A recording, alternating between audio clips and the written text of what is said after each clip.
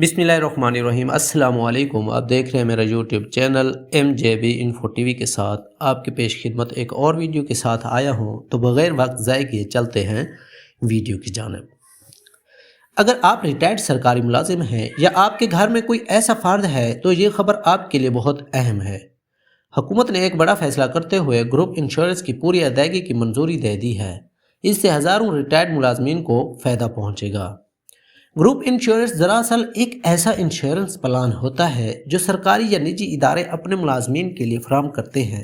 इसके तहत मुलाजमीन को रिटायरमेंट या किसी नाखुशगवार वाक़े के बाद माली मदद फराहम की जाती है।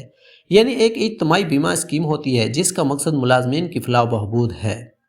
ये स्कीम मुलाजमीन के मुस्तकबिल को महफूज बनाने के लिए बनाई गई है ताकि रिटायरमेंट के बाद इन्हें किसी माली मुश्किलात का सामना ना करना पड़े।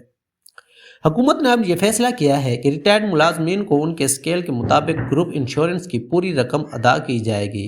पहले इसके हवाले से अबहम था, लेकिन अब ये वाज़ेह कर दिया गया है कि हर मुलाजिम को उसके ग्रेड के मुताबिक मुकम्मल इंश्योरेंस अदायगी दी जाएगी।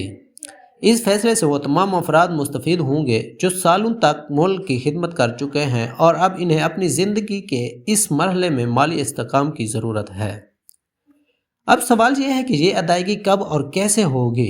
हुकूमत इस हवाले से जल्द तफसीलात जारी करेगी, लेकिन अंदाज़ा है कि ये रकम बराह रास्त बैंक अकाउंट में मुंतकिल की जाएगी या मुतल्लिका इदारे के ज़रिए फराहम की जाएगी।